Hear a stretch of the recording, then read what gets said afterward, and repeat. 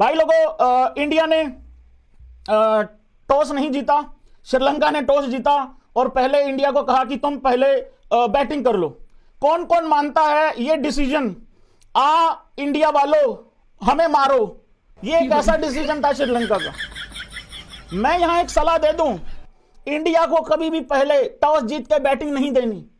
और मैं यहां पे एक सलाह दे दूं सूर्या भाई को, भाऊ तूने टॉस जीत के कभी बॉलिंग नहीं लेनी, क्योंकि मैच थोड़ा बोरिंग हो जाता है ना गाइज। देखो हम पहले बल्लेबाजी करते हुए 90% चांस होते हैं कि हम 200 कर जाएंगे। तो ये डिसीजन मेरे को समझ में आया नहीं था एक्चुअली कि इन्होंने ऐसा क्यों किया। भाई लोगों, आज सबसे पहले बात करते हैं गिल के ऊपर।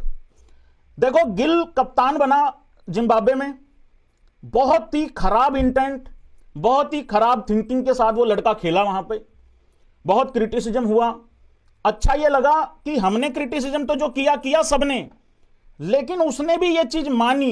मैच से पहले, एक दिन पहले जो प्रेस कॉन्फ्रेंस हुई थी 2 दिन पहले, उसमें उसने कहा कि यार मैं खुद सेटिस्फाई नहीं हूं अपनी T20 परफॉर्मेंस से।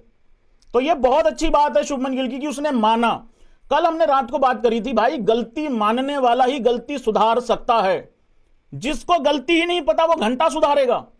मैंने जैसे ही वो आउट हुआ, मैंने कम्युनिटी बॉक्स में पोस्ट डाला था एक उसके लिए, शुभमन गिल के लिए, आप लोगों ने देखा होगा। 16 में 34 किए हैं उसने। भाई देखो एक ओपनर का ये काम है, लेकिन गिल ने यह भी बताया है कि भाई मैं अपनी कप्तानी में तो कुछ और हूं, लेकिन दूसरे की कप्तानी में मैं बिल्कुल अलग हूं।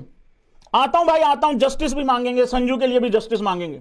संजू के लिए क्या जस्टिस मांगना है? मैं कल कुछ बोल के गया था रात को, याद है किस किस को?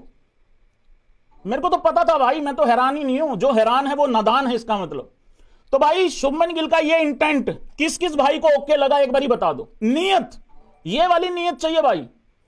विकेट फ्लैट था, श्रीलंका थी, एक भाई ने लिखा कहता भाई फिर क्या बात हो गई, श्रीलंका ही तो थी सामने। अबे यार, जहां अच्छा खेलता है वहां तो अच्छा बोल दो भाई। देखो मेरा काम ये नहीं है कि जहां पे गंदा भी खेले वहां पे भी अच्छा बोलूं, अपना काम तो ये है भाई जहां अच्छा खेलेगा वहां अच्छा बोलो।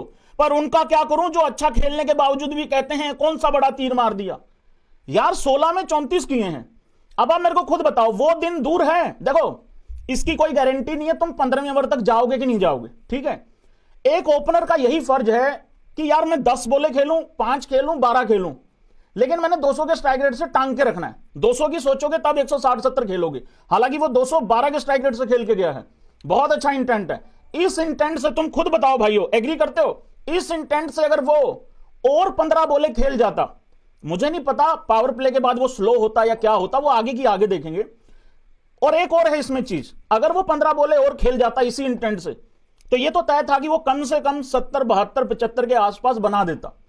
और एक और इसमें यहां पे एक और इंपॉर्टेंट चीज होती है, अगर इस तरीके से कोई शुरुआत करता है ना, देखो मैं ओपनर्स को ना बहुत ही मतलब क्रिटिकल तरीके से देखता हूं भाई। मेरे को वो ओपनर चाहिए नहीं है जो पावर प्ले में ये सोचे 15वें ओवर में क्या करूंगा, वो अपने को नहीं चाहिए भाई। अगर अपने को ऑस्ट्रेलिया को, इंग्लैंड को उड़ा उड़ा के मारना है, रोहित शर्मा को याद करो भाई, विराट कोहली आउट हुआ है, उसके अगले ओवर में मिचेल स्टार्क, जो सो कोल्ड कमजोरी है रोहित शर्मा की, उड़ा उड़ा के पेला भाई उसको। अब वो मिचेल स्टार्क जहां पे भी इंटरव्यू देता है भाई, उसको रोहित शर्मा याद आता है ना।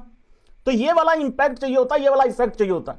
और इसमें एक और चीज है बहुत इंपॉर्टेंट, अगर इस तरीके से खेलते हुए 16 में 34 है, अगर दूसरी तरफ से 2 विकेट गिर जाएं, मान लो 1 विकेट गिर गया, 2 विकेट गिर गई या 3 विकेट गिर गई, और तुम वहां खड़े हो, फिर तुम आ जाओ लंबा खेलने के चक्कर में, और लंबा भी खेलोगे ना, अगर 1-2 ओवर थोड़ा स्लो भी खेलोगे भाई, तब भी वो स्ट्राइक रेट जो है ना, वो मैं नहीं मानता कि 150, 160 से नीचे आएगा। तो अच्छे स्टार्ट का ये बहुत बेनिफिट होता है भाई। ठीक हो गया, ये गिल को ऐसे ही खेलना है। तू 4 बना, 8 बना, ऐसे बना, 80 बना, ऐसे बना, ओपनर है। नंबर 3 की तरह बिहेव तब करना है जब कोलैप्स हो जाए, 2 विकेट गिर जाएं, 3 गिर जाएं, वो भी थोड़ी देर के लिए, नहीं तो पावर प्ले का पूरा फायदा उठाओ।